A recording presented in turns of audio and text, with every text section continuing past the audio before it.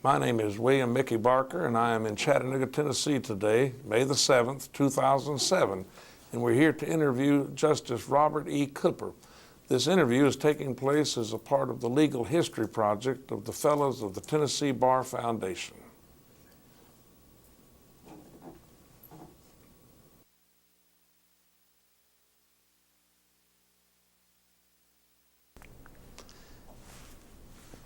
Would you tell us your full name and your date of birth, please? Robert Albert Cooper, October 14th, 1920. And where were you born, and what were the names of your parents? Born in what was then East Lake, Tennessee. Later got me in trouble. And where is East Lake, Tennessee? Well, that's now part of Chattanooga. But that time it was a separate. Chattanooga stopped at city limits. City limits were where Central Avenue. Okay. Alton Park was separate, St. Elmo was separate, Hill City was separate. And did you grow up in Chattanooga and attend the public schools here? I started the school, I grew up in Chattanooga, but I started school in Georgia. And in looking at your background, I saw something that struck me. You graduated from Chattanooga High School in 1915, or well, not 1915, That's when about you were right. 15 years of age. That's right. How did that come about? Well, as I say, I started school in Georgia, and they were a little different. They had a primer and 11 grades. I learned the multiplication tables and the primer. I got double promoted down there, and I came to Chattanooga, and they put me up another grade. Then I changed school, and they put me up another grade. And the first thing I know, I was socially, I was way behind, but I enjoyed it. And then I see that you went to what we then had in Chattanooga, the Edmondson School of Business. How old were you when you began that education? Well, I started there just as soon as I finished from high school.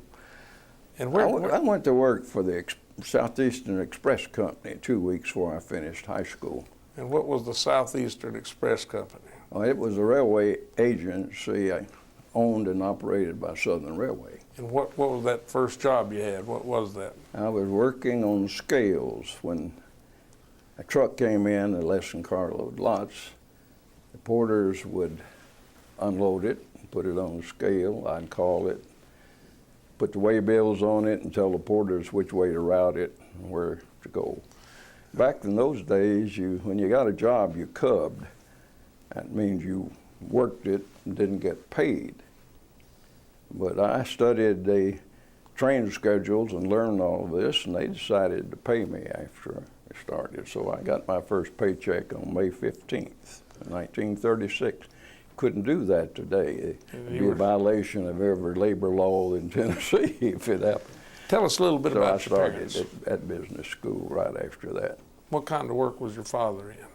He was with the Railway Express Agency. He was he ended up as terminal agent for them. And then when the two companies merged in 37, he was my boss for a short while. And that was the roughest job I ever had, with no favoritism. In fact, it was the other way around. My father believed you're supposed to work. And do you remember December 7th, 1941? Yes, I was working at the express terminal, and I didn't know about it until I got off from work that night. So that was December 7th. On December the 11th, I left here to go to Niceville to be enlisted in the Navy. And that's the first time I ever got my name in on some sports. I guess it'd been on sports page, but that's the first time I ever made any other section of the paper, because my father was in the first group of Navy volunteers in World War I, and I was in the first group in World War II, and they ran a little picture like father, like son. Did you join the Navy because of your father's history in the Navy? No, I'd always wanted to go in the Navy. Why? I've been wanting to get to Hawaii all my life, and never have made it yet. Where did they send you in the Navy? Oh, well, that was rather strange, too. When we went to Niceville, they put us to work. They found out I could, well, At those days, they had not gone to a wartime enlistment. You had to have a letter from your chief of police, a letter from a sheriff, a letter from your high school principal, a letter from your employer. And my employer was a very nice fellow. I told him I wanted a letter, and he said, write it. And I said, well, I'd say good things. He said, better. So I wrote my own letter of recommendation. They put me to work over there. They kept us till 3 o'clock in the morning and worked us. And that night we'd stay in the old two-lane hotel, which was on 8th Avenue. They fed us nothing but crystals. It's good advertising. That was your first day in the Navy? That was, well, I hadn't even been sworn in. They would just put us down and start working. They dated it back. When they swore us in, there were 47 of us, and 46 went to San Diego. And I went to Kingsport, Tennessee. Did they have any kind of Navy in Kingsport? Well, they had a Navy chief up there who had been called back to active duty. What was your assignment? My assignment was to work up all the papers and all the employees they were getting out of Tennessee Eastman. The two top officers at Tennessee Eastman were Naval Academy graduates. They had a wonderful program, apprenticeship program, where they trained them all trades. The Navy said that we can train a sailor at sea, and they were only giving them 3 weeks boots. That's because it took 3 weeks to get your shots. But we can't train the people that operate the ships at sea. So they made a deal, and Tennessee Eastman made it with their employees, that if a man, say, was an apprentice electrician, went in the Navy, got a rating as an electrician, the time he stayed in the Navy as an electrician counted to his apprenticeship when he came back, which was a good deal. And we got about 1,000 of those semi-trained employees. Did you spend the entire 4 years in Kingsport? No, I eventually ended up in Chattanooga, of all places. So you came back to your hometown where you had begun your enlistment. Yeah, that's right.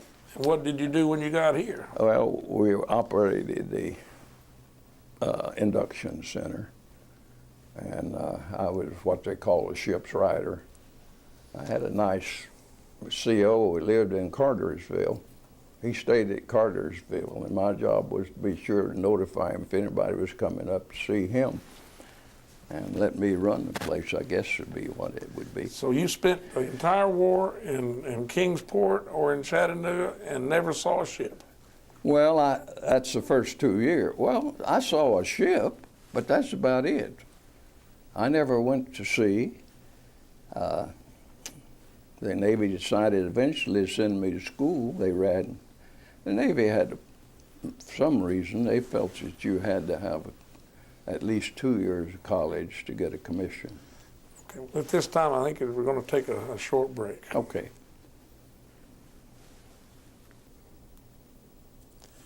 And when you got out of the Navy, that was what, 1946 or 45? Well, I got out on January 22nd, 1946. Of course, as you know, the Navy finally sent me to school at Chapel Hill. And when you say in Chapel Hill, you mean the University of North Carolina? University of North Carolina. We don't ever say that. Chapel Hill is just, everybody knows where Chapel Hill is. And I had taken some extra courses as I went along, and in December '45, the Navy realized that I had earned my bachelor's degree. My class wasn't supposed to get it until April. So they wanted, well, they offered to send me to law school, but to George Washington, but I would have to agree to stay an extra month for each month I was in school, which meant by the time I got out of law school, I'd have 10 years in the Navy, which meant I'd be a career Navy person. Were you the first lawyer in your family? First one. First one to go to college. What began your interest in becoming a lawyer? How did that begin? I don't really know. I like debating, for one thing, and I read those regulations backwards and forwards. I mean the Navy ones? The Navy. When my chief, they would offered him an ensign, and I told him not to take it to see if he couldn't get warrant instead, because he got to carry his longevity with him. He'd make as much as a lieutenant commander would.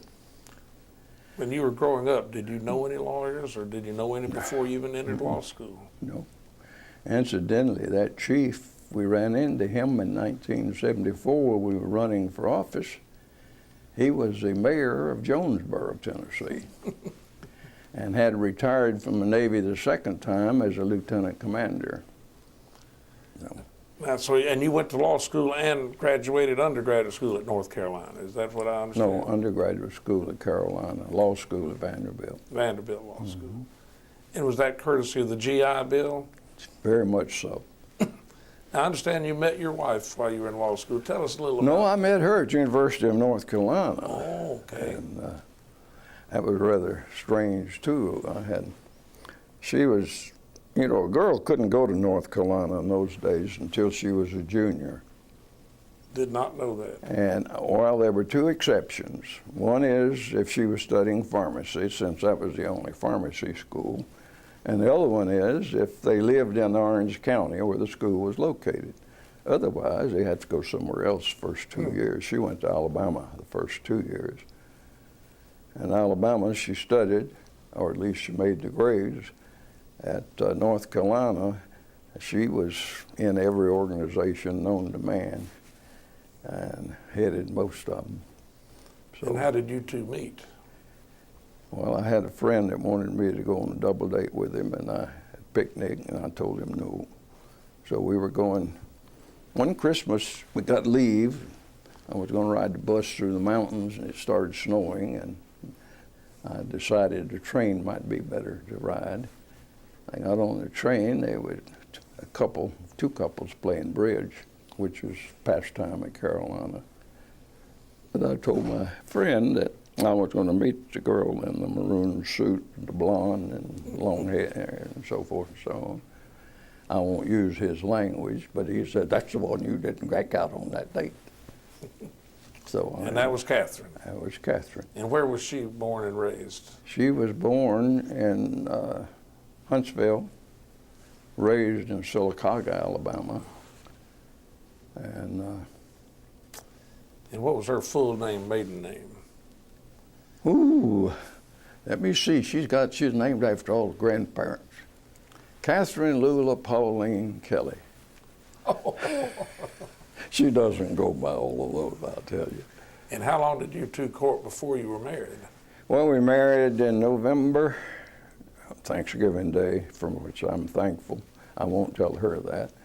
1949. When she finished school, she finished in 45. And went to work for DeVoe Reynolds Paint Company as a research chemist.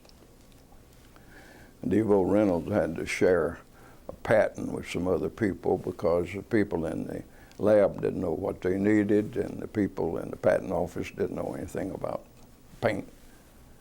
So they encouraged her to go to school. She would have a foot in each place. But the real reason she went, I went up to see her, and she said, "You've been here 2 weeks, and I haven't understood the thing you're talking about. I'm going to school."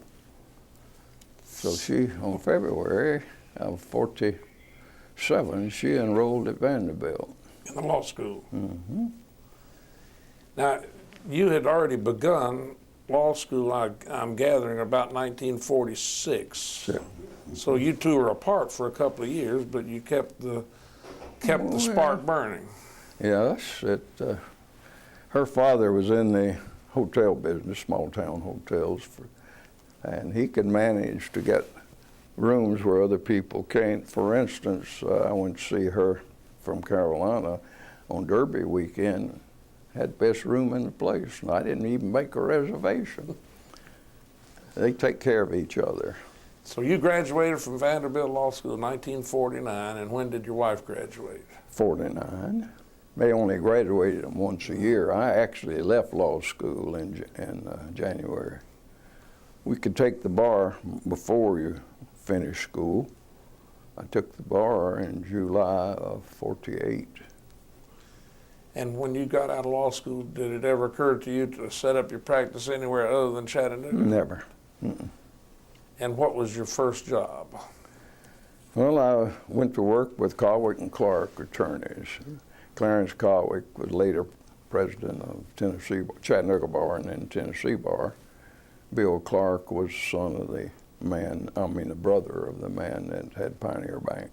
One thing I need to ask you that I forgot earlier, you said that you and Catherine both graduated the same year at Vanderbilt Law School. Were there any other married couples who were both in law school at that time? Oh, Lord, yes. Our class was a rather strange class. There'll never be another one like it. After the war, the average age, they tell us, was over 30, somewhere in 30, between 30 and 31. They ran from 21 to Mr. Godby, who was 65.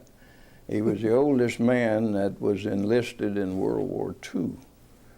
He worked for the post office in Central Florida, and he was in charge of the Army Post Office in New Delhi, India, all during the war.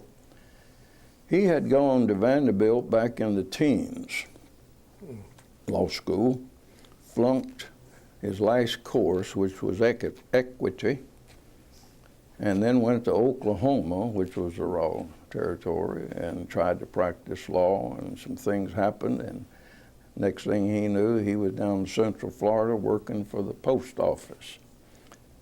And he was scheduled, and I guess he was going to be a judge the first day he got home.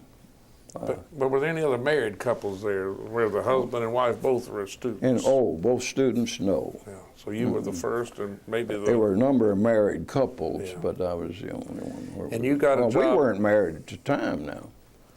And you got married after law school? After law school. And when you came back to Chattanooga, you began practicing with Clarence Colwick and his firm. Did Catherine begin a practice with anyone? No, she worked for Blue Cross for a very short time. Was that of choice or because it was just hard to get a job as a woman lawyer? I think it would be a combination of both. Every time I know Mr. Noon, you remember Charlie Noon? Oh, yeah. He wanted to hire her, but she says, all I will be doing is supervising a clerical staff. She didn't want to do that. But I kidded her when as I said, we could take the bar before we graduated. If we find somebody that's certified, we had qualified in certain courses we'd never heard of. The Secretary of Tennessee Bar, who was the Nashville attorney, he would certify you for anything if you just go down there and ask him. So we all took the bar early. I told her that she should feel easy on it because they had never failed a woman for the Tennessee Bar. And they hadn't up until that time. How many had taken it at that time? Oh, I don't know, just a handful. But a girl from Yale Law School failed it. She took it the same time Catherine did. So the weapon that I had, I lost in a hurry. Well, I've heard that. No, Catherine, the only time she practiced was when I was on the Court of Appeals. When I was 39, I had the measles, the mumps, and rheumatic fever one spring. That's why I'm so young now. That was my childhood. But she got a little worried about it, and she went down and practiced with my former partner, Al Barter. And I remember one incident. Everybody liked her. She wasn't abrasive like I am. And she asked me about a case that she said, I'm going to settle it. Is this enough money? And I said, I haven't practiced for a long time, but I think it's a good settlement. I said, ask Harold Brown. Remember Brownie? I said, Brownie would know. So she asked Harold, and she came back, and she says, well, I'm going to settle it. And I said, well, did you get what Brownie said? She said, I already had $3,000 more than Brownie thought I ought to settle for, so I figure I'll take it. But she could get money in that. But most of her practice was in the States. Well, let's go back to the beginning of your practice. I've heard that some of the law firms in this state now are hiring brand new lawyers right out of law school for $110,000. How does that compare with what you began practicing? Well, remember when I came back, lawyers went out of business during the World War II. There were a few firms stayed, but most of them were in service. And I know one that's now retired judge, he paid somebody $75 a month to let him in his, in the room. He paid the lawyer to be able to practice with him. And did you have that kind of deal too? I had a better deal with Clarence. I just went with them, no salary. They gave me office space, no expenses. Anything he referred to me, I got half the fee. Anything I got on my own, I got all the fee, unless I had to ask for help, which sometimes I had to, then he got half of my fee, which worked out nice because Clarence became the first chairman of the family law section of the American Bar Association. And one year he was gone just about half the year. And I made more money than I've ever made since that time because I was having all of his practice and what I could get on my own, and I thought I was in high cotton. I made more money the first year I practiced law than I would have made had I been Chief Justice of Tennessee Supreme Court. Now, when you were a young lawyer, there used to be a practice where you could be a part-time prosecutor in the district attorney's office. I think you did that some too, didn't you? All they had were part-time assistants. When you look at what they have today, we had 3 part-time assistants and 1 investigator. We had 2 criminal courts, and of course all the other courts. And I wanted trial practice. I wanted to be in court, and it's hard for a lawyer to get in court. So I went to work part-time for General Smith, W. Corey Smith. You told me one time about a case or a series of cases you tried that involved truth serum. Will you share that story with us? Yes, I will. I was prosecuting Judge Schofield's court, and the police officers came up to be talked and trying to resolve the issue with the defense lawyer. He said you can't use their confession because it was obtained with truth serum. It was just coming out in those days. And anyway, we settled that case. And later, I had a second case where they raised the same question, that they had used truth serum in order to get a confession. A fellow named Phillips was one of the 2 detectives who later left the police department and became a minister. I asked them about it, and they said, no, we didn't use any truth serum. And as they were leaving, Phillips' conscience got the best of him, I guess. He said, we didn't use it. We just made him think we did. I said, well, how did you do that? He said, well, we did the same thing they'd been doing up in Detroit. Said we went up, they called it Detroit. We went up there to pick up a prisoner and found out how they got their confessions. What you do, you get 2 bottles, one with water and one with liniment.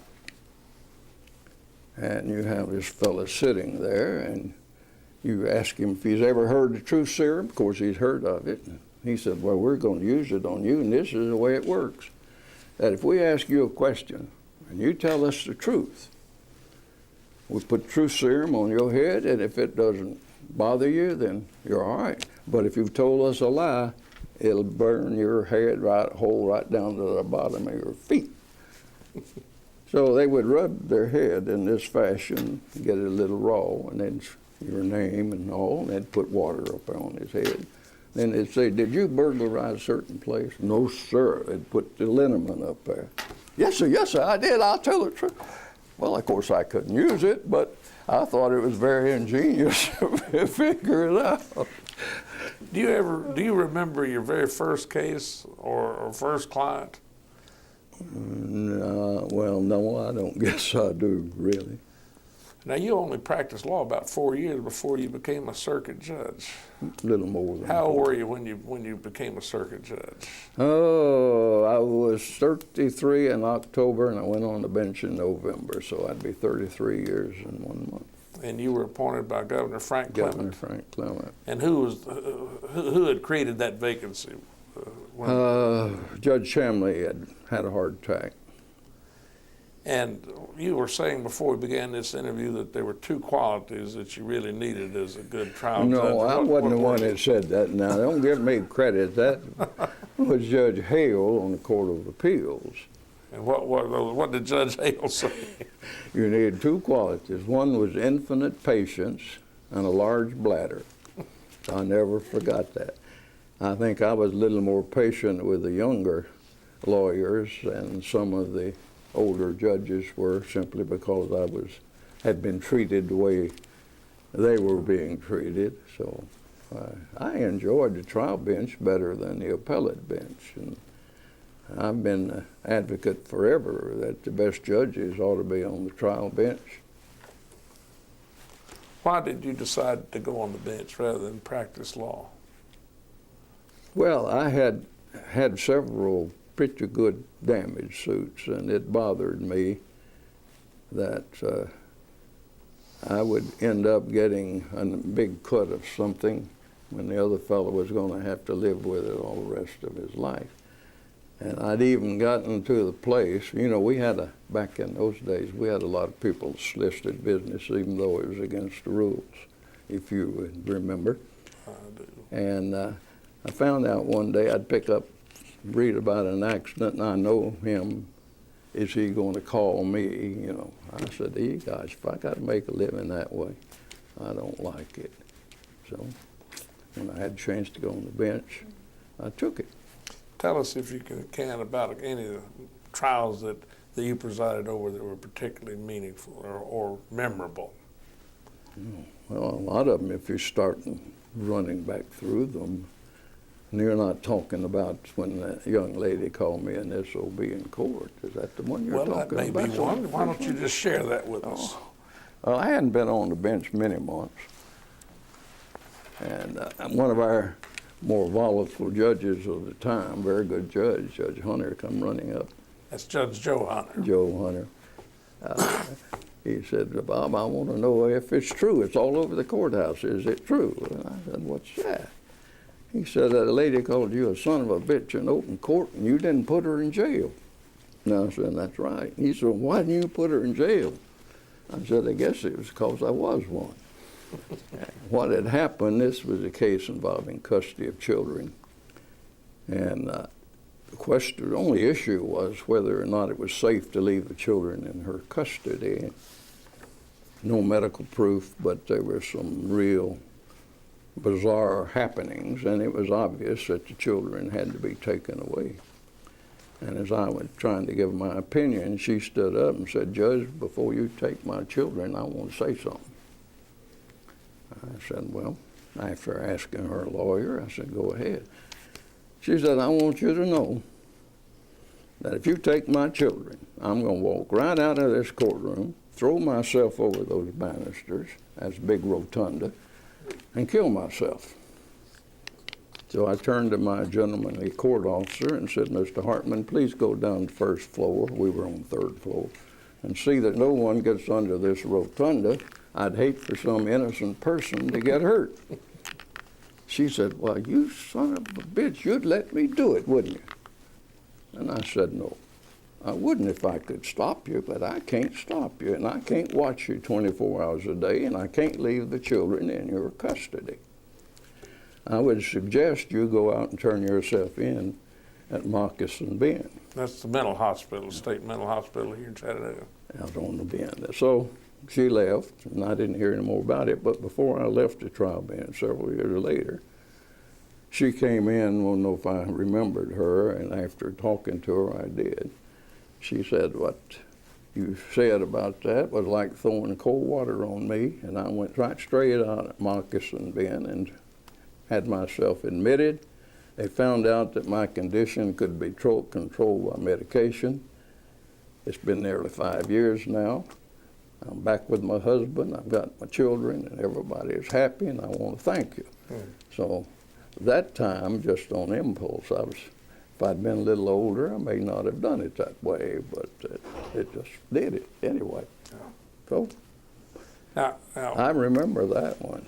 when you were appointed by Governor Clement in 19 60. 53. 53, right. And then you went on the Court of Appeals in 1960. Mm-hmm. Now, Peabody Howard retired.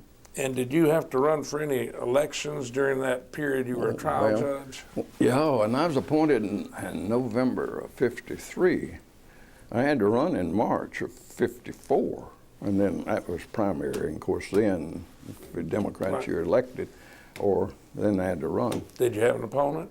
Yeah, Judge Joe Goodson, Sessions Judge, ran against me. He was backed by our two political bosses then, Judge Schofield and County Judge Wilkes Thrasher. Mm-hmm.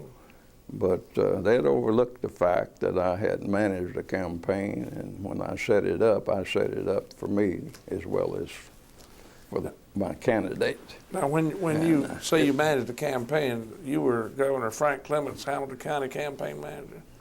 Was that your first venture into politics? No, I ran once for the legislature, and thank heavens I didn't get elected, but I was very disappointed. I lost by 63 votes.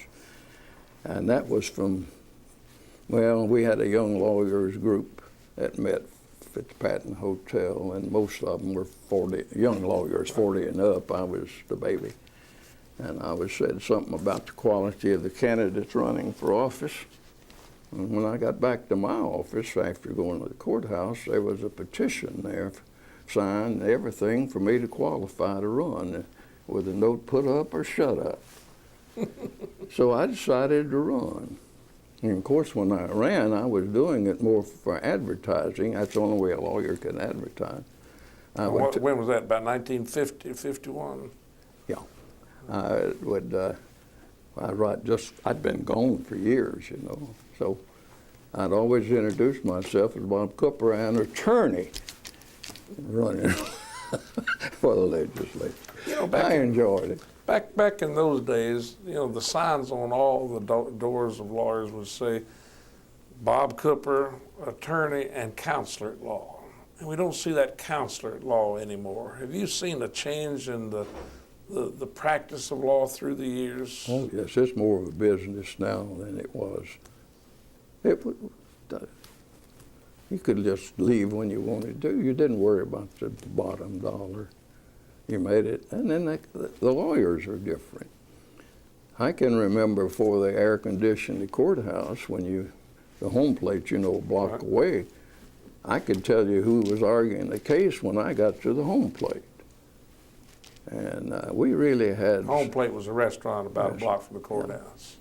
And some of the things that happened even before I did, we had court 6 days a week. And of course on Saturdays we usually heard uncontested divorces. The 3 circuit judges would take 2 weeks at a time. I was Division 2, Judge Ballard Division 1, and since Judge Ballard was difficult to get an uncontested divorce from, they'd all hold it until I came in, and I've had as high one day, the biggest one I had 51 uncontested divorces on one Saturday, and had 3 workers' comps on the same. So that was Judge pretty Ballard funny. hard to get an uncontested divorce from? Well, he was an excellent judge. Judge Ballard would take your uncontested, he'd check everything on it and read it slowly. It'd take you 30 minutes for him to read it. I know Joe Hunter came to me and said, we ought to talk with Fred about that. I said, don't do it, because he has made lawyers pay attention to detail. They didn't know whether he's going to get the case, or you're going to get it, or I'm going to get it. And he's doing our work for us. Let him do it. He also was, as we all are, he was hard of hearing. And I had some fun. There were a group of lawyers waiting and all standing around talking. And I walked by them and I said, y'all know that Judge Ballard's got a set of hearing aids now. You never saw lawyers disappear so fast in your, in your life. He was a very good judge. 1960, you went on the Court of Appeals. Right. Tell us how that came about. Well, let me back up as a preliminary to that. When you went on the bench in 1953, what was the salary for circuit judges at that time? Do you remember? $7,500. Did you take a cut in pay from your trial practice? Oh, Lord, yes. It's $7,500 a year. That's right. And so when 1960 came, how many children did you have that you were educating? Well, when I went on the bench, I had, well, my second daughter was born on November 2nd. I had 2 children. And I thought I had enough money put aside then to educate them. It didn't cost what it costs today, Right. I'll tell you. And, but then I had 2 more. As I say, I was in a hurry to do everything. But it was interesting. 1960, how did you wind up on the Court of Appeals? Is there... Well, that came, I was ready to come off and go with a local law firm.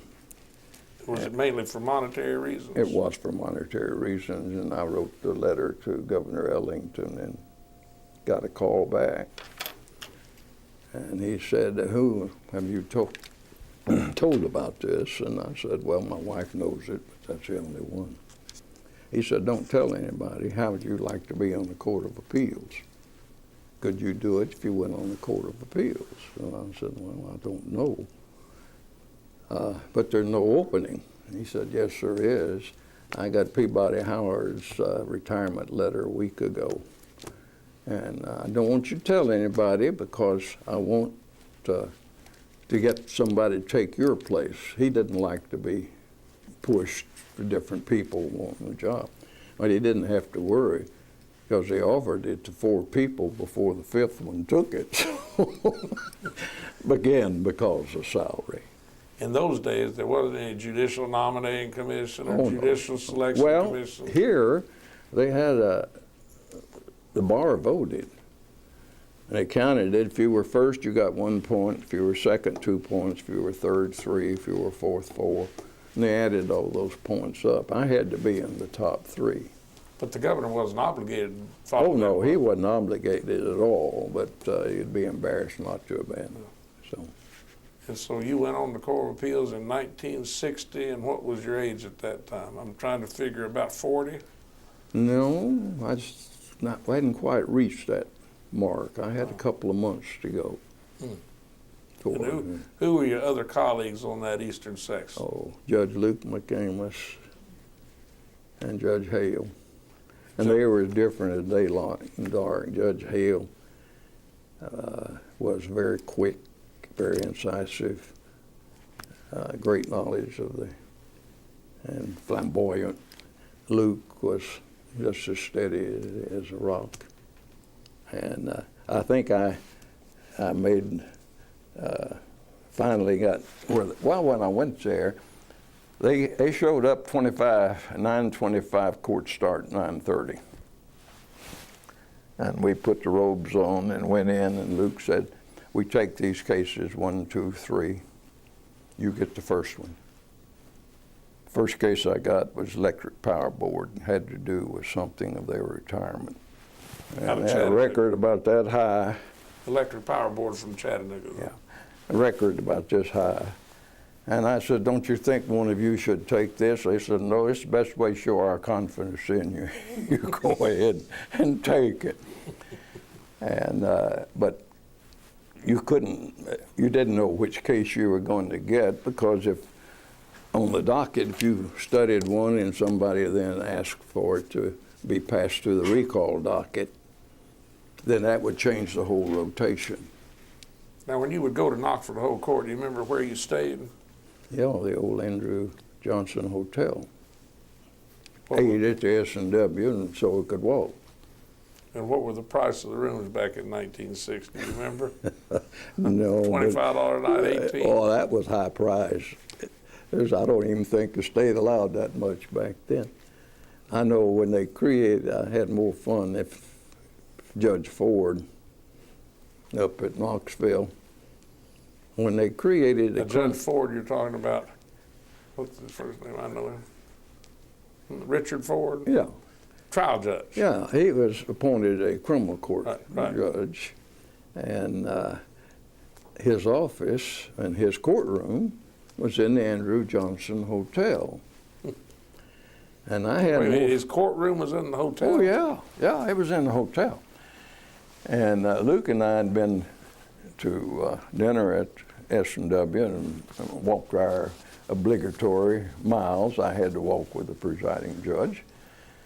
And we came back, and as we were getting on the elevator, Judge Ford was getting off. He had his court reporter and his clerk with him. Both very attractive young women. They must have been 25. And that was the days of the miniskirts. And when he got off, I said, well, Richard, well, you know, there may be a reporter around here. You're in a hotel with two women? Oh, this is, I said, no, you can't explain that to me. You may explain that to your wife, but why this late? It was 10 o'clock at night, you know. I had fun out of that for years. Well, who were some of the more memorable lawyers that came up to argue in front of you? Well, there's a fellow named Silver from up in Greenville, Jay Milligan from up at Greenville. There's the one from Rogersville. Boy, he was something. He had been a criminal court judge and didn't pay enough, so he came off of the bench and got all the plaintiff cases. Judge Hale's boy had all of the corporations and the banks and so forth. What is his name? Well, maybe we don't have to worry about it, but do you remember any special cases that you thought were particularly difficult to write? Not well, yes. It wasn't or decide, let's say. I remember one I had involved Peerless Insurance Company on a policy. I'll never forget that one because I didn't see anything difficult about it or anything that would worry anybody, and wrote it. And I was walking by the Hamilton Bank down in Chattanooga, and Will Allen Wilkerson came up. Now, Will Allen Wilkerson was a Harvard-educated lawyer who represented the Electric Power Board. You know, he was a very competent appellate lawyer, too. But this didn't have anything to do with that. This was the building of a school and the contract they had and so forth. And he said, I'm just happy that you answered that question. We've been trying to get everybody to answer it for a long time, and everybody's avoided it, and we're just glad that you hit it head on. And so I left, and Catherine said, was he interested in that case? I said, no, he wasn't a party or didn't represent anybody. And she said, well, why aren't you happy you get praise from somebody that's not involved in the case? I said, because if I had known it was that hard and it was that difficult and everybody was waiting on it, I think I may have found another way to decide it too. I didn't even realize it was that important. But it. What? If you had your druthers, would you rather be back on the trial bench or the Court of Appeals? Trial bench. Why is that? I think if you get good trial lawyers, that's where the case is going to end.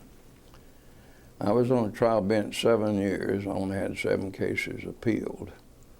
And Paul Campbell, I think, appealed 4 or 5 of them. You know, Paul appeals everything.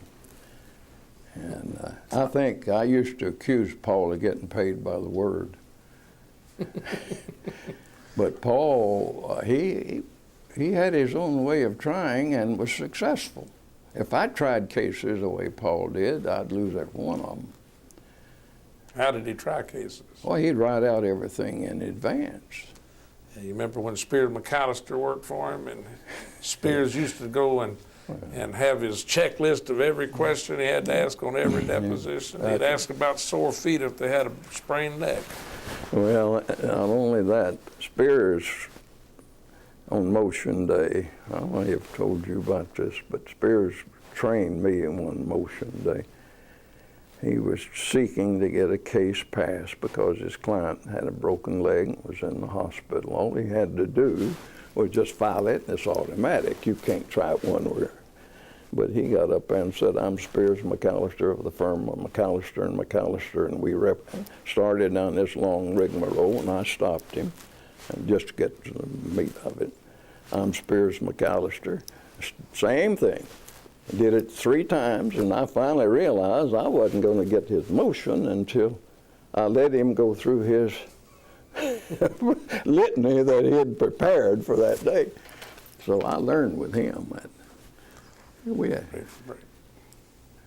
Well, why don't we take a break, and after the break, I want to begin asking you about your years on the Tennessee Supreme Court, okay? Oh, all right.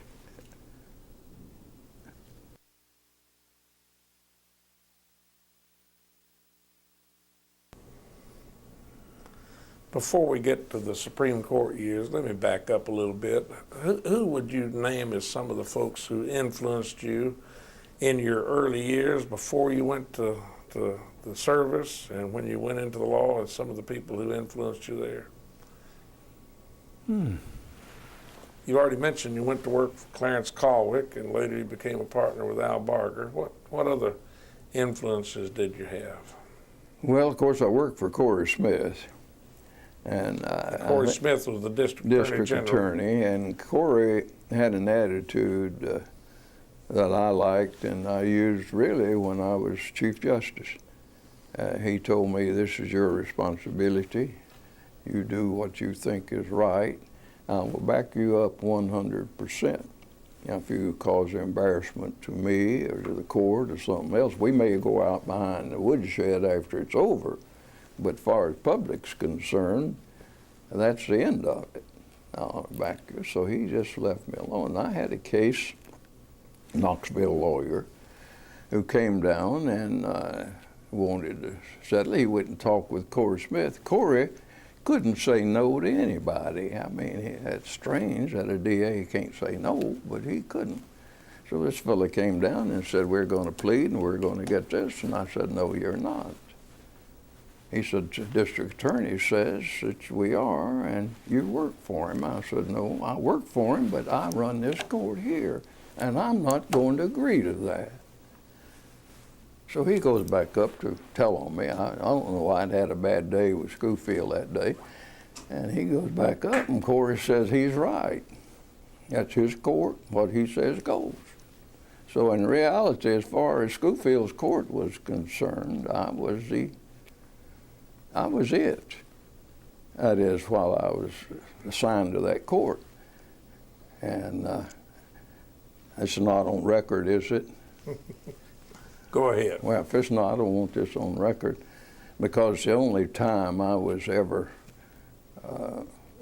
really intentionally in contempt of court. But we had a real hard fight case, and Schofield had done some things after it was over, and I didn't like. So the next day we had another case start. We had them, just stacked up. And I told him, I said, "Judge, I can tell by the time the jury has been selected and sworn whether the man's going to be convicted, acquitted, or given a fair trial." He didn't change expression. We just went on like I hadn't said anything. A reporter was there. Julius Parker was there. Newspaper reporter. And so first break, 2 court officers came and escorted me to Schofield's office. It was right behind there. Right. I have to tell you something on it. But anyway, I was called everything except a white person. And he said, "I'll get you. Thought you'd make a newspaper at my expense." But said, "I'm too blankety blank smart for that. But I'll get you if it takes the rest of my natural life." And I didn't have any quick answer. I just said, "You should live so long." But from then on, we had a rather antagonistic experience. But I know when I was managing Clement campaign, and he came down and said, "I'm going to endorse Frank Clement." And I said, "I hope you don't. I'd like for you to vote for him, but if you're going to endorse him, then I'm going to come out with a statement that we didn't ask for your support. And everybody has a right to vote, and I'm sure since Clement's the best man, you picked him for that reason, but we didn't ask for his support." So he didn't embarrass us by endorsing Frank. Okay. When you became a judge, did you continue active involvement in politics? You mean as circuit judge? Yes, sir. As circuit judge, I did, yeah. In what ways? Well, I didn't run for any office. I mean, any other office. Did you openly support people for other offices? No, I did not. Okay. No, I didn't announce anything or that I'm backing somebody, no. Now, in 1974, you were elected to the Tennessee Are you Supreme recording Court. this now? Yes. Okay. In 1974, you were elected to the Tennessee Supreme Court along with Judge Ray Brock, who was a chancellor here in Chattanooga, Joe Henry, who had been a practicing lawyer down in Pulaski, Bill Harbison, a lawyer and a professor in Vanderbilt, and Bill Phones, who had been on the court about a year after being appointed by Governor Winfield Dunn. That's right. The five of you were elected as a team, as I recall. Tell us how that came about. Well, you missed something on that. Bill Harbison served on the Supreme Court for about a year during this time. I had forgotten Before that. I think it was when Weldon White was incapacitated. Well, how did you five come to be the Democratic nominees? Well, as you know, the Supreme Court had been under the same rule that you're now under, or similar, not quite as bad. And because of a political fight on the placement of the medical school up in East Tennessee, they took the Supreme Court out from under the modified Missouri plan. And it was too late to have they said, to have a primary or a convention. So they decided to have a convention in nature and just have the people who attend were the 36 members of the executive committee. No one else would have that. And we all started listing those. I started East Tennessee and got as far as Nashville, and I said, it's not for me, it's debasing what we're doing. When you say debasing, well, you mean going out and contacting the 36 Oh, doing members? things. They would ask you for such things. Would you get me a picture of so-and-so? Would you get somebody a job? And I just didn't figure that was right. And I was already on Court of Appeals. It wasn't anything that bothered me, and I enjoyed it. So I stopped at Nashville. Well, the night before that, we were all staying in the motel over there. Were there more than just you five seeking those nominations? Yes, there were a whole flock of them.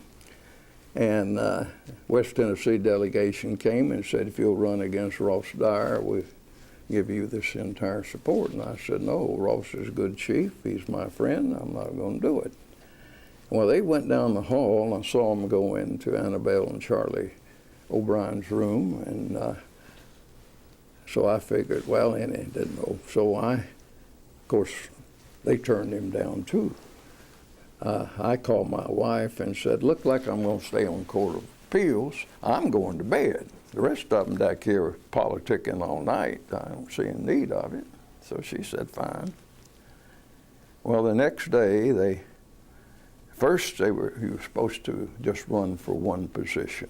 Well, then they had a motion on the floor to change that where you could run both for the section job and then for at large.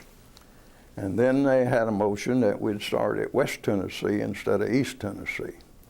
I figured that they had everything locked up.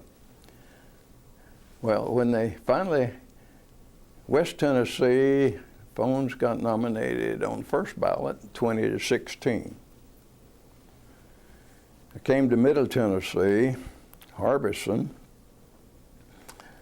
They had enough votes to beat him. They were going to have two from Middle Tennessee, Judge Hale from Cookville, and Bonnie Cowan from Nashville.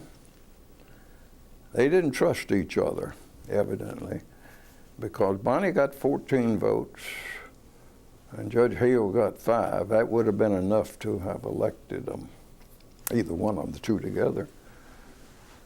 And so then they dropped Hale and ran Bonnie against Bill Harbison, and Bill got nominated 19-17. Then it came to East Tennessee, and they had 3 finalists over at East Tennessee: Charlie O'Brien, and Ray Brock, and myself. I got 13 votes, Ray got 12, and Charlie got 11.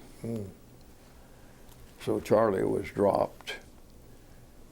And on the next one, So those were your East, Middle, and West representatives. not the at large.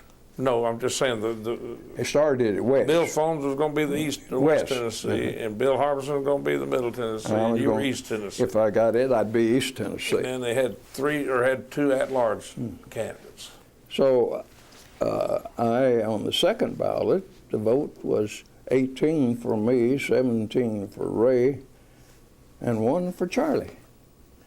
Now, I feel sure the one for Charlie was a Miss Gore. I had talked to her, and she The told senator's mother. no relation. She worked. Annabelle had gotten her a job with the state, and she told me, she said, "I am going to vote for Charlie as long as he's there." And I said, "I can understand that, but if he's not there, I'd vote." I said, "Anyway, I enjoyed the lemonade and cookies I had with you and so forth." And I think she voted for Charlie that second time, but she voted me that third time. So I did get 1 vote. And how did Ray get to be at-large? Well, they had the first at-large voting, and that one, Joe ran for it, Ray ran for it. You say Joe, you mean Joe Henry? Joe Henry, and Ray ran for it, and somebody else did. And Ray got the first at-large seat. And then the second at-large seat, the 2 main candidates were Joe and Ross Dyer. And the West Tennessee group, I never knew why or how. That West Tennessee group, Memphis primarily and some others over there, were against Ross Dyer. They weren't for anybody. They were just against Ross Dyer. And I never Ross knew was why. from Jackson, wasn't he? No, he's from Halls, Hallsville. over in that area. And frankly, he was a good chief. He had a court that didn't always speak to each other. I remember when 2 of them were applicants for the same appointment. One of them told the other one after he had already been, the other one was appointed, and I won't mention their name. He said, "You and I both know you're not qualified to tie my shoestrings." That sort of stuff doesn't lead to where you sit down and talk.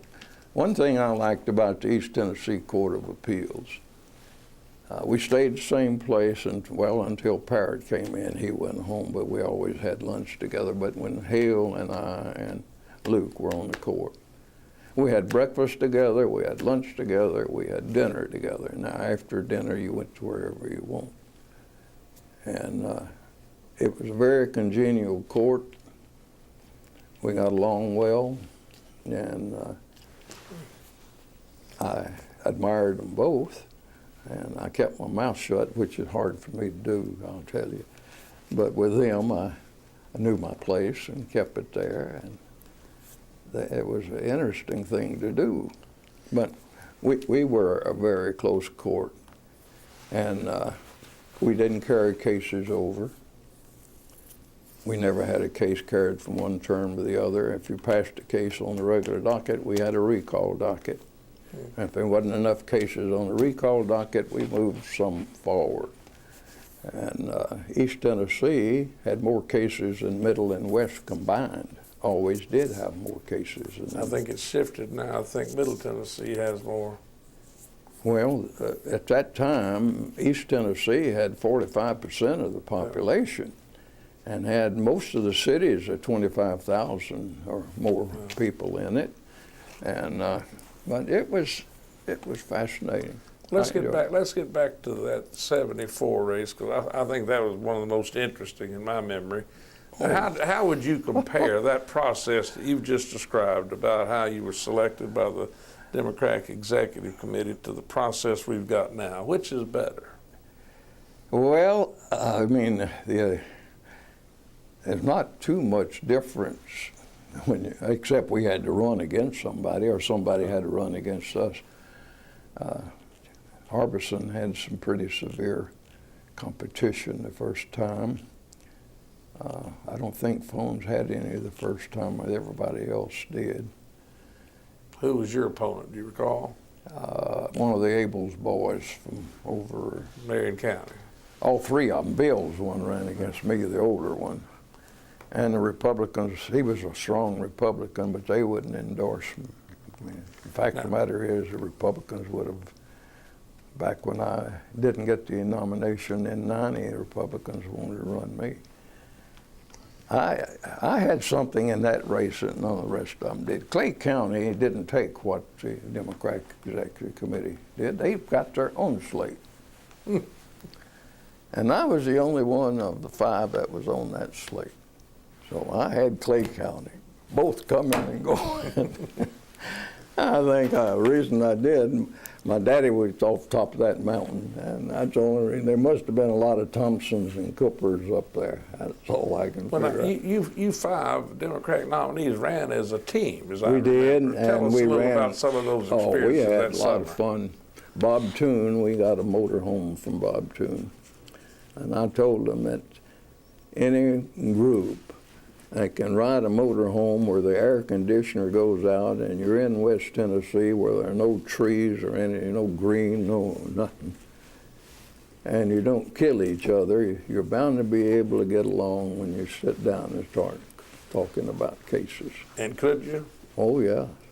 And as I recall, Joe Henry was the first chief in that new group.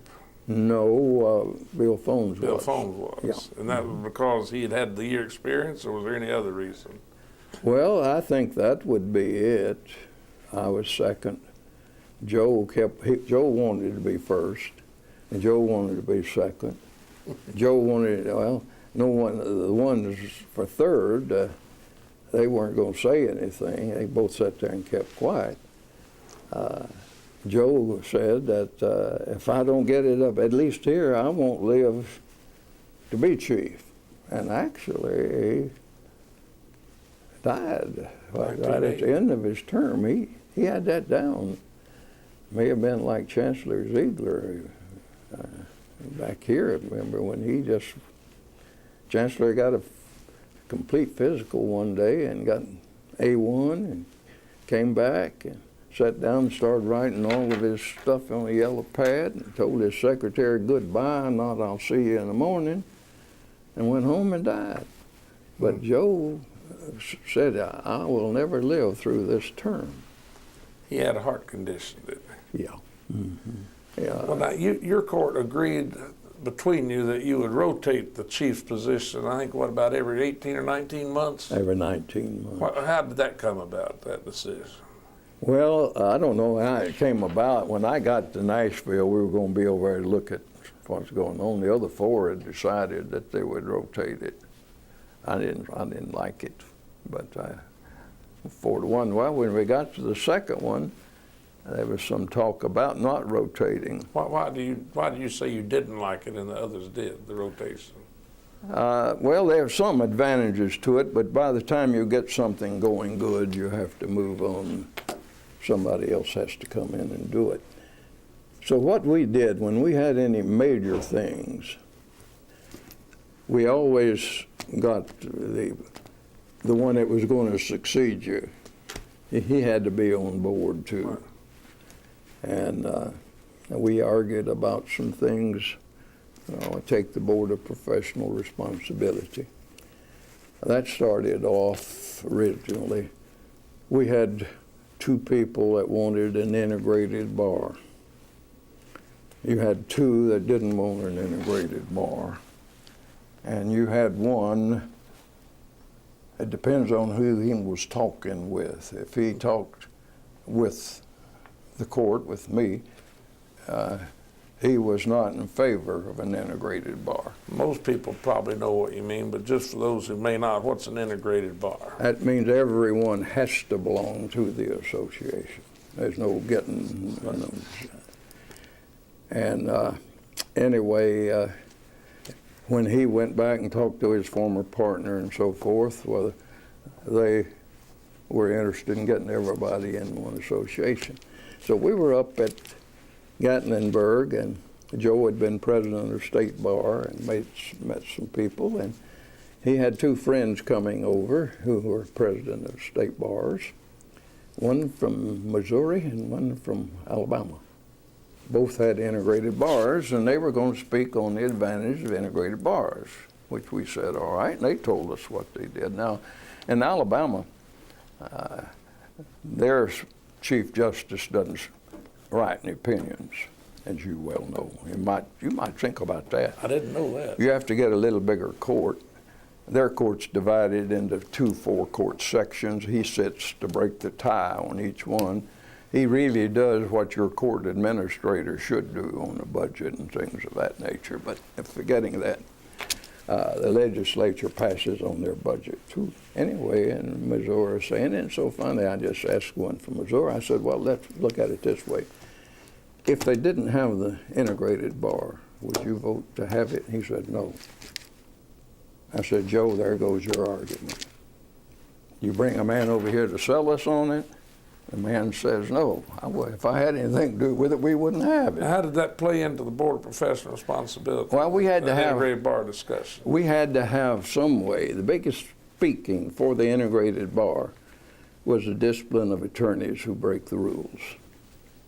I had the dubious honor or pleasure of trying the last private local disciplinary case. I tried to get you to take it, BPR, then it Rule 42, and they said, oh, go ahead and finish it.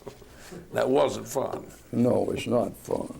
And so anyway, we decided, I think North Carolina, ours are patterned on North Carolina.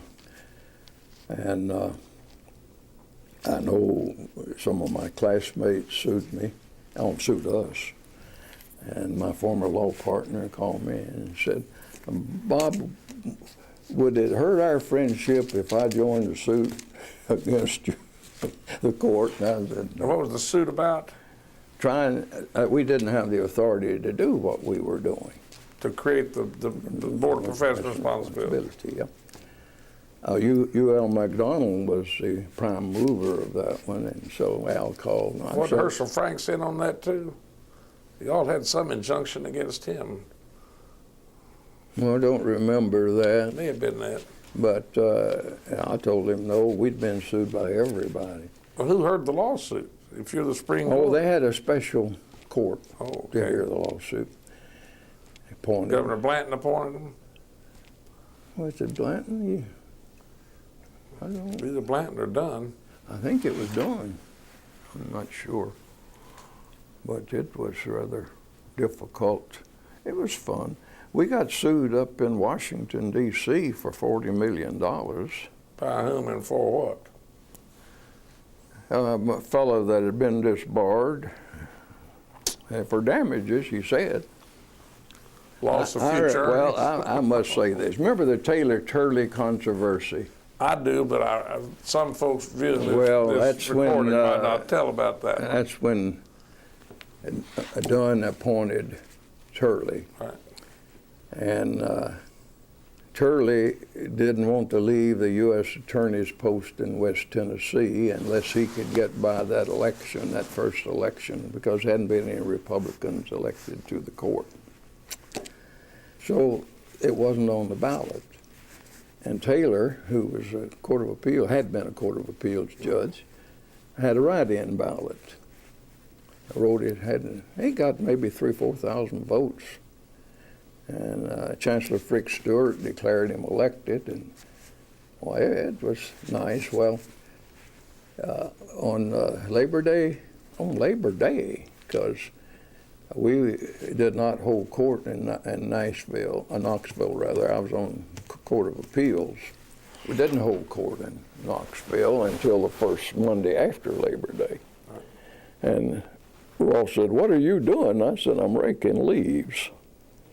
He said, "Well, are you having court on Labor Day?" And I said, "No, it'll be the week after." He said, "Fine, you come over here and sit over here. We have a vacancy, and we want you over here." I said, "Well, I'll come." On the Supreme Court? on Springfield. I said, I'll come, but I don't want any cases. He said, you'll only get one out of every 5. I said, well, I went over there. And they said, this is what we're going to do. We're going out there and open court, and then we'll come back and then make our announcement, and we come back and we will let you robe and you go out. We'll hear the cases. Well, I stood out there. That place was packed, and they had all kinds of radio people outside. Taylor Turley. Taylor Turley, and they were sitting on the front. Who's going to be seated? Is Taylor going to be seated, or is Turley going to be seated? Well, in reality, neither one of them are going to be seated. That was in about 1972. Yeah, that's when phones got the appointment eventually. So there was some fellow out there talking on the radio trying to fill in time. It's a historical occasion, history to be made. We will have 5 judges on the Supreme Court. They have 5 benches there, and there are 5 fresh glasses of water in front of them. Just going on. I knew that it wasn't going to be seated because I was going to be up there. Well, when I got back to the room, turned on TV, I found out that Cecil Brandstetter, a very good friend of mine, had sued me. And they were going to serve process. He was trying to get jurisdiction. Federal court? And no, state court. And I was sitting there and Ted chatting. They served me at dinner. He said, aren't you going to read that? And I said, I will after I finish eating. I don't want anything to disturb my, I've got to read that. And I said, fine, go ahead. So all I got out of that was to have to write 5 Supreme Court opinions and get sued by a good friend of mine. You've said several times during this discussion that it was fun. What is there you think about your outlook on life that made judging fun? Well, I don't know. Don't take myself too seriously, I hope. Try not to anyway. Try to see the good side of things. I like the mental gymnastics you have to go through sometime to decide a case.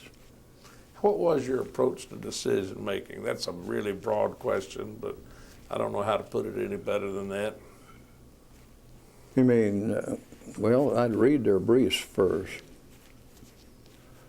and then read the record, and all the time I'm reading the record, I'm formulating my facts. Most of the time, once you've found your facts, the correct facts, the case will fall out, lay itself out. And I remember Joe Henry asking, said, how do you do? I said, I don't let the lawyer run the case. What do you mean by that? Well, they set up straw men and knock them down all day long. I guess the best lawyer for that was a lawyer, his last name was Silver, from up at Greenville. What was his name again? His last name's Silver. Silver. And he would write, when he wrote a brief. That'd be Herb Silver's? Yeah. When he wrote a brief, you would read it and you'd say, no judge could have been this stupid. No judge could have been this stupid. He's right. How could any judge? But when you got in the case, you find that he had tried to take you this way and that way and this way, and the way to go is this way. He was the best I ever saw at it. And I'm sure he won a lot of cases because he could do that. He was a good lawyer, very good, qualified lawyer. Bernie is not too bad at that himself. That'd be Bernie Bernstein. Let me ask you a couple of maybe broader questions even. The 1974 court is the way I like to refer to that group that you just discussed, the 5 of you. You probably are known to have done more to bring this judicial system into the 20th century perhaps than any other court. What were some of the accomplishments that you can recall and that you're proud of? Oh, well, of course, we're getting different rules of the court. One thing, we're trying to make it uniform. Well, one reason I was interested in that, back when I was on the trial bench, we had 10 days to file a motion for new trial and so forth. Well, back before I went on the bench, I represented General Motors Acceptance Corporation, and I'd have maybe 200 automobile accidents and where we were. And I referred one of them to McKenzie up at Dayton, and one to That's Wendell McKenzie. Wendell McKenzie at Dayton, and one to Harold Duncan. I'd been in the Navy with Harold, and it was two suits, a brand new Chevrolet and a brand new Buick, both totaled. 8 people in the car, 2 drivers. When you got down to it, the real fight was between the 2 drivers, because all the passengers were pretty well protected, and of course the insurance company on the cars, we wanted those too. And I just sent those, let those handle it with their damage suit. Well, it wasn't long till I got a check from Wendell for the full amount of my Buick without any. He took his part of the fee and sent me my part of the fee, and I sent the money in. In about 90 days, I got a check from Harold Brown for the full amount of that Chevrolet. Harold Brown or Harold Duncan? Harold Duncan, rather, for the full amount of that Chevrolet. And I sent that to a fellow named Turnip Seed down in Atlanta. A couple of days later, a knock on the door, and Mr. Turnip Seed out of Atlanta came in and talked to me. He said, "I want to know how you did this." And I said, "What?" "Got full recovery on both cars." They were both insured by State Farm. "And you got full recovery on both?" And I said, "Well, that's simple." Another fellow who was with Spears Moore Redmond, later a judge, he didn't know they had a 30-day rule on motion for a new trial over there, so they paid off the first 20 days. Actually, there's no motion filed. And then on the 30th day, that judge up there gave Duncan a new trial. Second time, you know how they practiced up there. The second time, Duncan won. So we recovered both. And that wasn't fair, but still, what happened. Did you ever, and I'm digressing some, and if you haven't heard this story, don't worry, we'll move on to another question, but did you ever hear a story about when Harold Duncan was the sessions judge up there and he turned himself loose on a gambling case? He tried his own case. Can you tell about that? Harold wanted a deputy on his court at all time, and the sheriff didn't want to send one over there, and they got into a discussion. And on the charges, or the sheriff's charges, Duncan had to sign and certify certain charges, and he said, "I'm not going to do it until you give me a deputy." Well, the sheriff knew that Duncan and a number of the very prominent citizens of Dayton had a friendly poker game every Friday night. It was friendly. I mean, not a real, No. not anything with organized or anything. So next Friday night, sheriff showed up and arrested them all for gambling. Well, they went in. Duncan decided to try the cases. He was the judge and he was also a defendant. Yeah, but he was trying the other defendants, and he found that they were innocent and turned them loose and said, since they weren't gambling, I couldn't gamble by myself, therefore I'm dismissing my case. He did pretty well. He made Look magazine. He was something.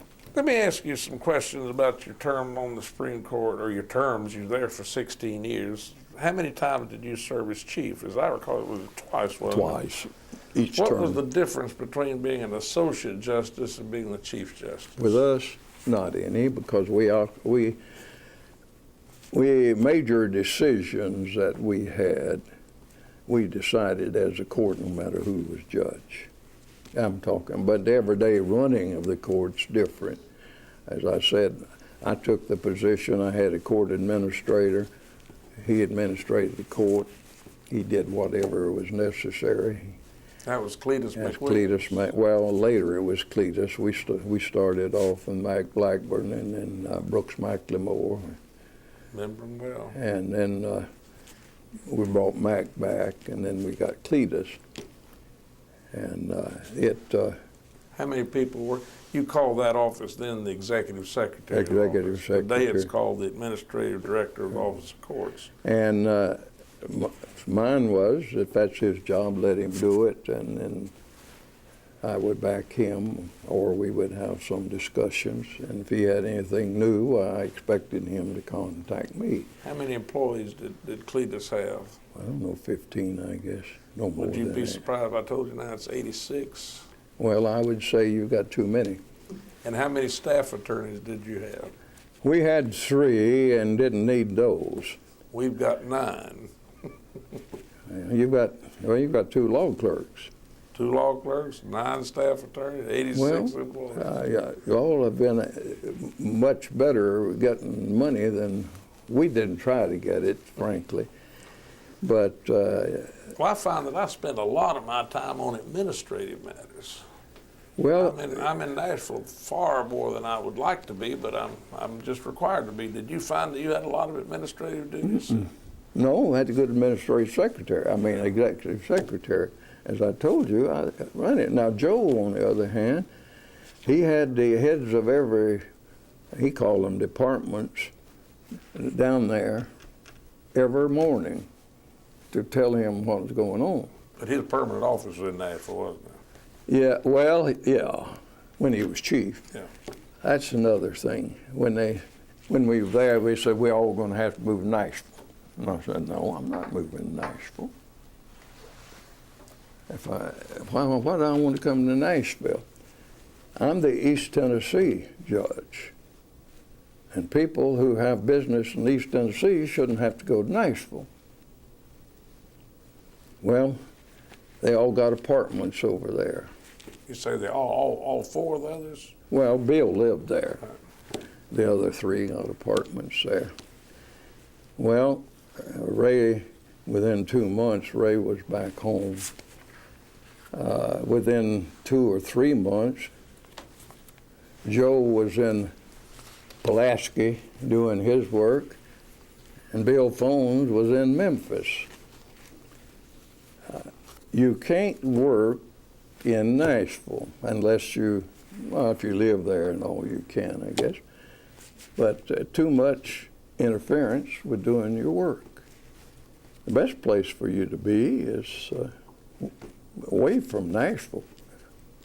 As I recall, your office, for the most part, was located in what I say was the basement of the Hamilton County Justice Center.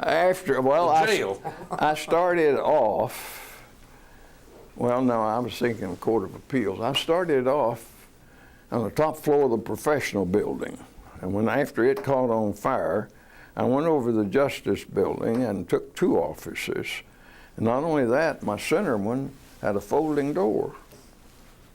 And then they had a man who had some beautiful offices. Oh, he fixed them up well. Well, when the county judge then, or later county executive, fired him, I just called the county executive and said, those are mine. He said, well, the sheriff wants them. And I said, well, tell the sheriff I'm not going to get them. That's mine. So I moved in there, and I had 3 offices. I had 2 different ways out. I had the heating and air conditioning for the whole building. If I was comfortable, they better be comfortable because I had the thermostat was in your office, the whole building? Yeah, it was in my office. And now the county was furnishing it, not the state. Well, no, the state paid rent. Oh, okay. A very nominal rent, less than $100. Wow. But they paid rent.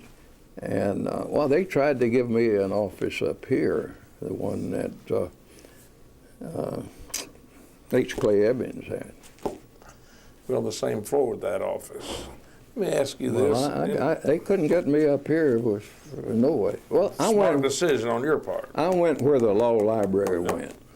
Let me ask you about another issue that I think many of the judges today would be interested in knowing the history of. In 1974, the legislature, or beginning in 1974, I guess they passed this bill in 1973, they gave judges a cost of living increase because we couldn't increase salaries during the term of office, but they did decide to give us a cost of living increase.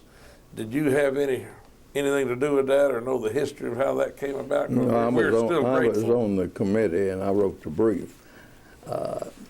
I could have done it without the cost of living because it says that your compensation can be changed, and that's a broad term. I could have interpreted it and had some cases that would have borne it out, but anyway, we did this.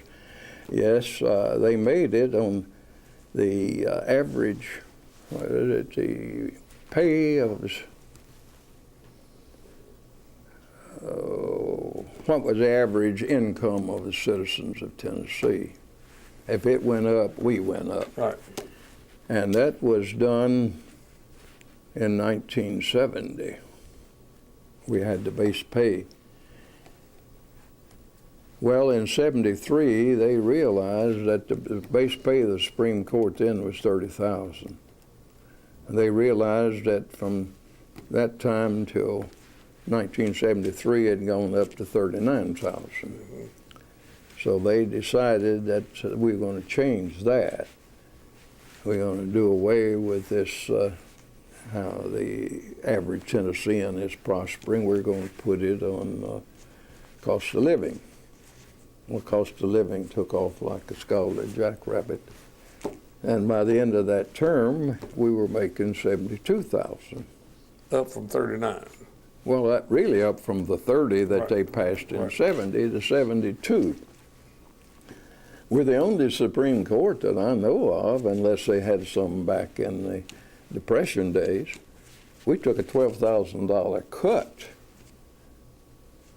the next time. They cut it down to 60. 1982. Well, they left the cost of living there, but it was rather strange. We didn't get the first 5% of cost of living. We would get the next 5%. In other words, if somewhere between 5 and 10, we got that. If it was over 10, you didn't get any more. If it was under, then you didn't. So salaries didn't go up. Then when a new term, because even though I was defeated, it was affecting me too because I remember that term, we got one, I was a trial judge then, we got one $600 raise in a total of 8 years. That's right. It went up 6% one year or something like One that. year. Yeah. Well, then we decided that we go back to the other one. If they wanted to put a limit on the top, that'd be all right, but we would go back. And I was very interested in that and worked with McWhirter, and he didn't like it. Right. But, you know, the governor, he picked his fights. And this was so well.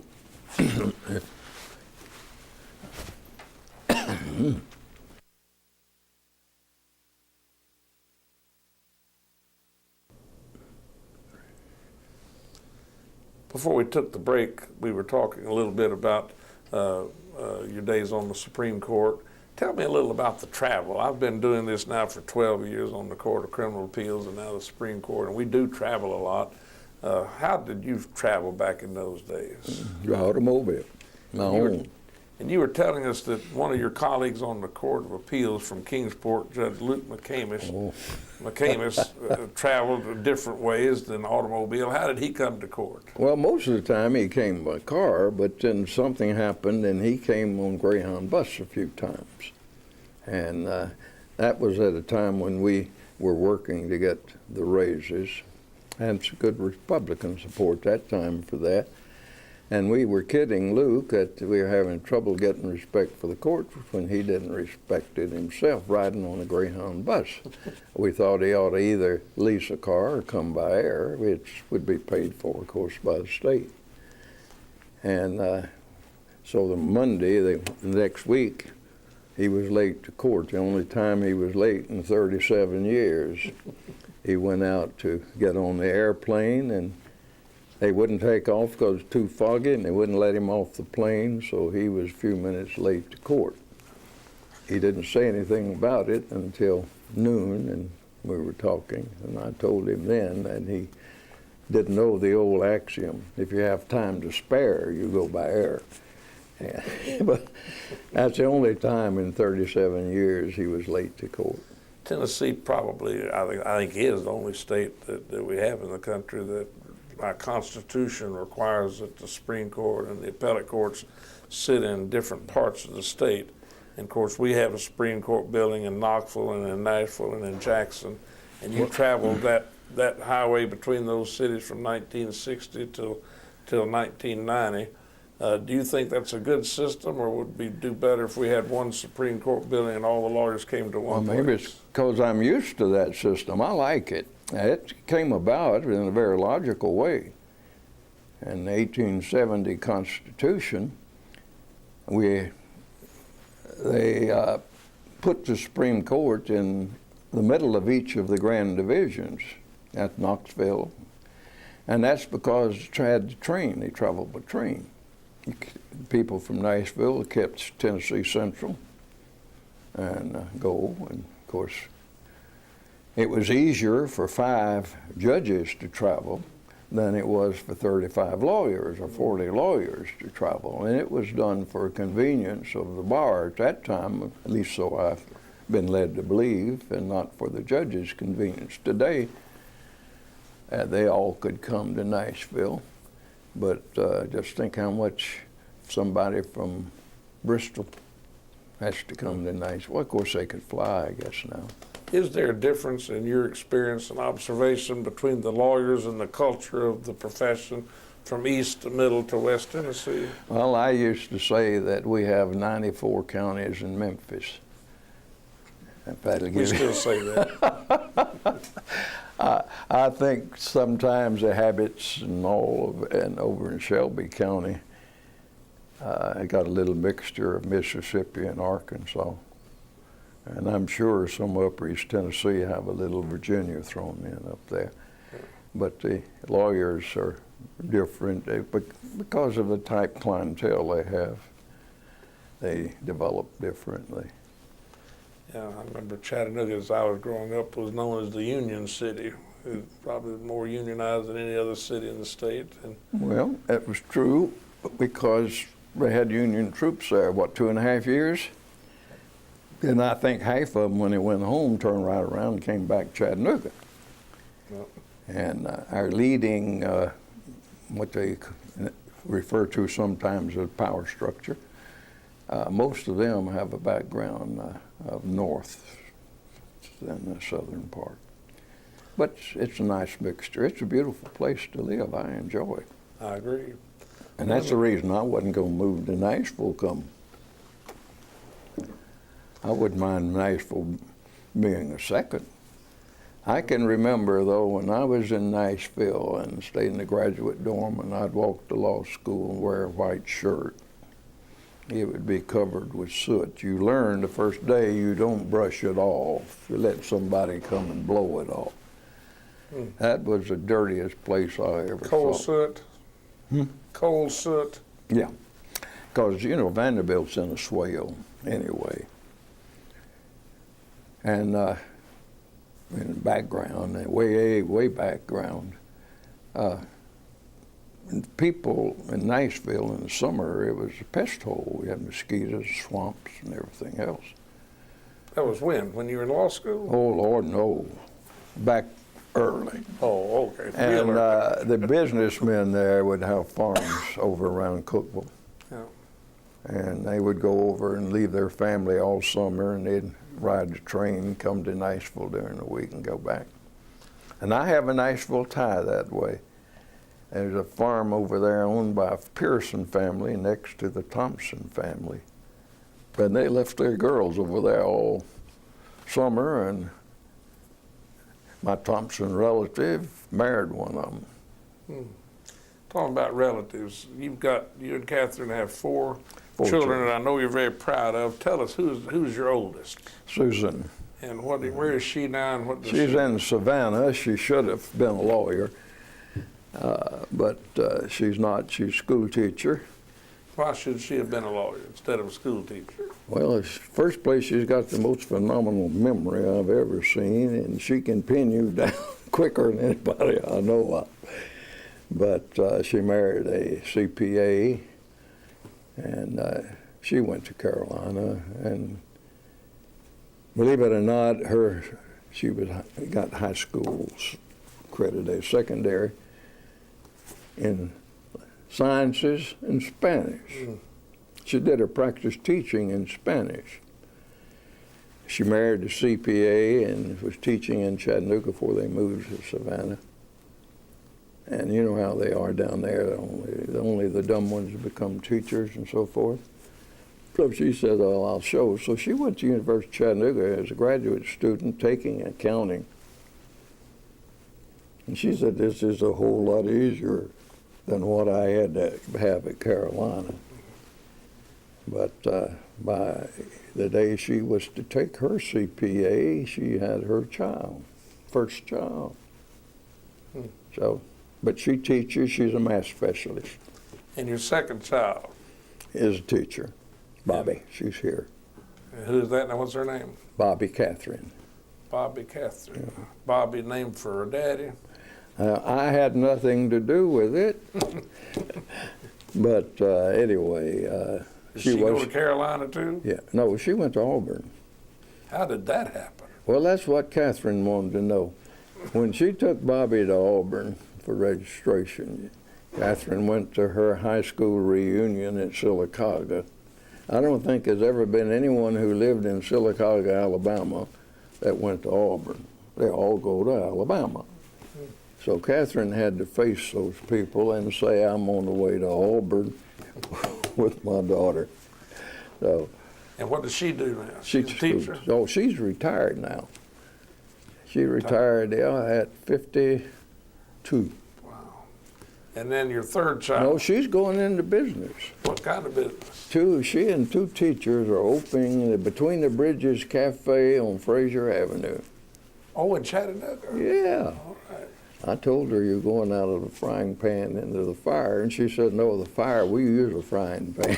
We're not going to do that. Now, your third child? That's Kelly. Yeah. Kelly Ann. 3 girls and 1 boy. Kelly's a girl. And what I was actually looking forward to having a 4th girl because I had a 3-bedroom house at that time over in Riverview. I meant I was going to have to get a bigger house if I had a boy. And where's Kelly and what does she do? Kelly has a degree and is a licensed pharmacist, and she also has a master's in hospital administration. And when her children were born, she was administrator T.C. Thompson, and then was the vice president of Erlanger. Her husband is a CPA. Erlanger is our major hospital here in Chattanooga. Her husband is a CPA and a partner in Deloitte Touche out of Atlanta office. So she had a choice. She went down there, of course. But she works some now as a pharmacist. And then your youngest is who? Or whom? Well, he was named after me. That's Robert E. Cooper, Jr. He's our new state attorney general, isn't he? That's right. Now, as I understand it, and look, I recall back when we were considering the attorney general position, I was looking at his resume. He graduated from Baylor School. Chattanooga was offered a Moorhead scholarship to North Carolina and rejected it and went to Princeton. How did that happen? Over my not strong objection, because I was of the opinion that they ought to pick the school because it's going to be different. I don't really know. I thought he would go up and study math. That was his claim to fame anyway. But he wanted to go to Princeton, and when he went up there on their visit in February, it was a nice spring day and everything. Well, when I went up there on the spring break, I had to stop and buy an overcoat because it's snowing. And but no, he just decided that's where he wanted to go to school. I asked him to think about it because I'd told him that I'd get him a car when he went to school, at least his second year, maybe not the first. And to think about it, because if he went to Princeton, no car. Not only that, the money you won out at Baylor, you have to give that to me. And you're going to have to work in the summer. I'll pay you tuition and board and so forth, but whatever you spend, you're going to have to work in the summer. Now you were on the Court of Appeals. Court of Appeals. And so he wrote the Moorhead people, and they gave him 4 months to make up his mind. And I called home from Jackson, and Catherine said, well, he's made up his mind. He's written them and said he's going to Princeton. So he went. And for those who may not know, if he had gone to Carolina on that Moorhead, it would have been free. Oh, well, only free. They give you a summer trip and everything else. Yeah.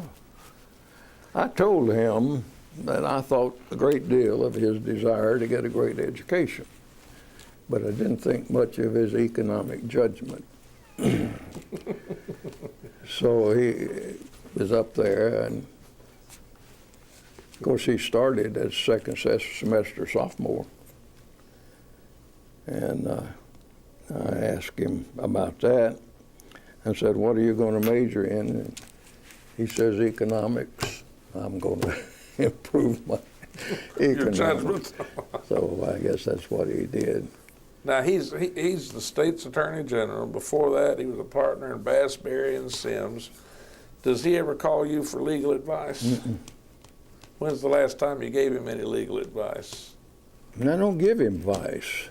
I learned that when he was a 7th grader, he had to write a paper, and he gave it to me to read, and I made some suggestions. He was then, he worked, he had so much for watch television, a special program, so much for English, so much for something else. So he was in his room, I saw the light on, and I asked my wife, I said, what's going on? And she said, he's writing a paper. And I said, he's already written it. She said, no, you made some suggestions, which he thought were good, but he felt that was a violation of Baylor's honor code, so he's got an entirely new subject and is writing a new paper. Wow. And so I have not offered him, well now, as one other time in math, incidentally I was a math major, he asked me, I showed him how to do something, and he wanted to know why, and I said, I don't really know why. That's the way that Chinaman taught me. I just don't know why. So he wasn't satisfied with that. He has to know. What have you devoted some of your spare time to? What interest did you have, or do you have? For example, were you involved in civic activities? Or Not much hobbies, locally, especially on the Court of Appeals. That's a job, you get away from lawyers. You should get away from them to a certain extent. No, I was very active on the national and local level with Shrine. I was on the Jurisprudence and Laws Committee. I'm an emeritus member of it. I was on there for many years. And also grievances and appeals. When you retired from the Supreme Court, did you ever think about going back to practice law? No. How do you occupy your time today? Reading and writing, I guess. What are you reading and what are you writing? I read anything I can get my hands on. Fiction or nonfiction? Mostly fiction. I'm not like my son. He reads all of the... Who are some of your favorite current authors? Gosh, I don't have any favorites particularly. I just finished a series, science fiction, by a fellow named Goodkind. And about 9 volumes. He's got one more to write. I'm waiting on it to see how he gets out of the mess he was in on the 8th. And what I used to love to read the British detectives.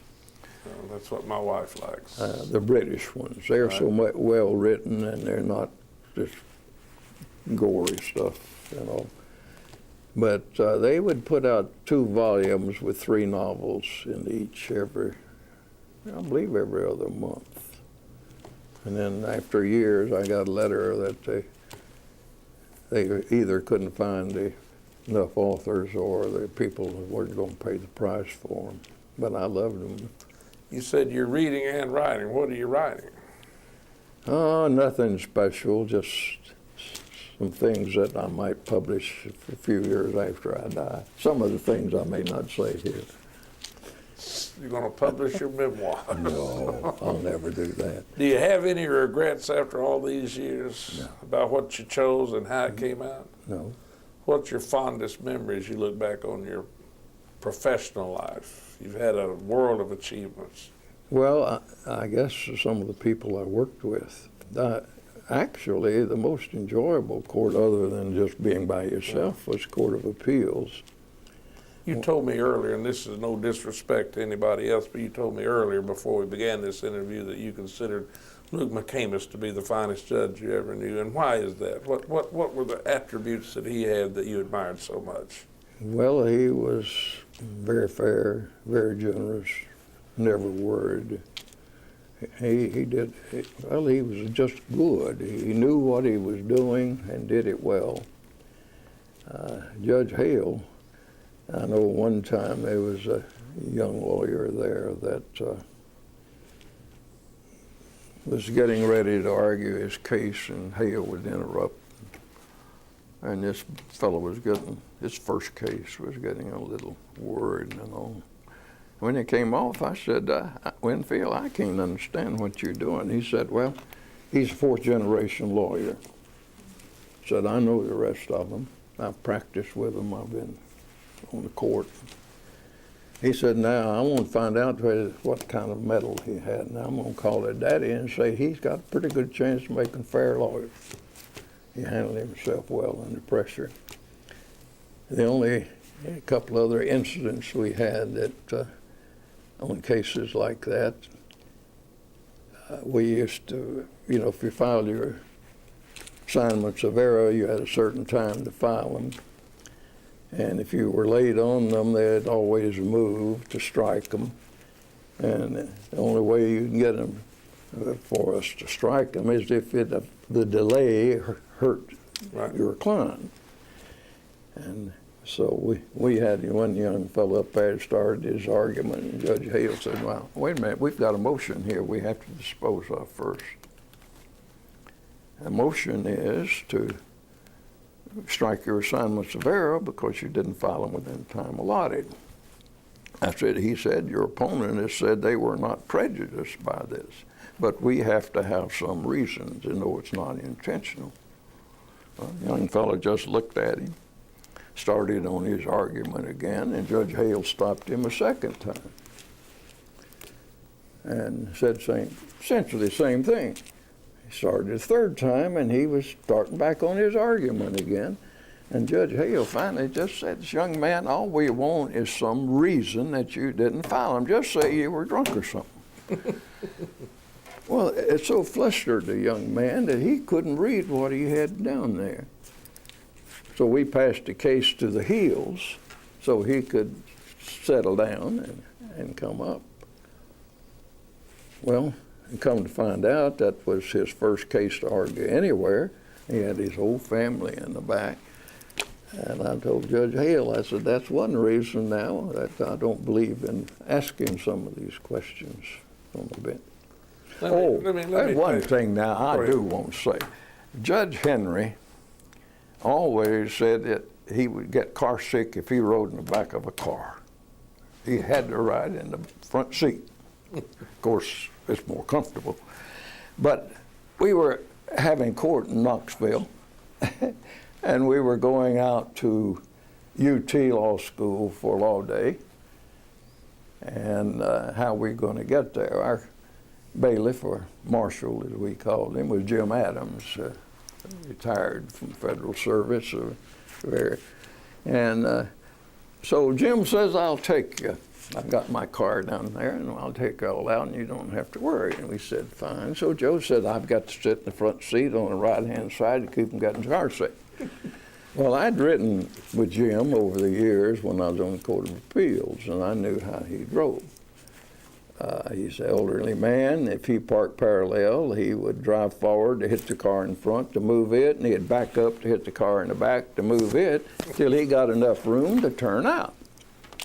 Also, stop signs and red lights didn't bother Jim at all.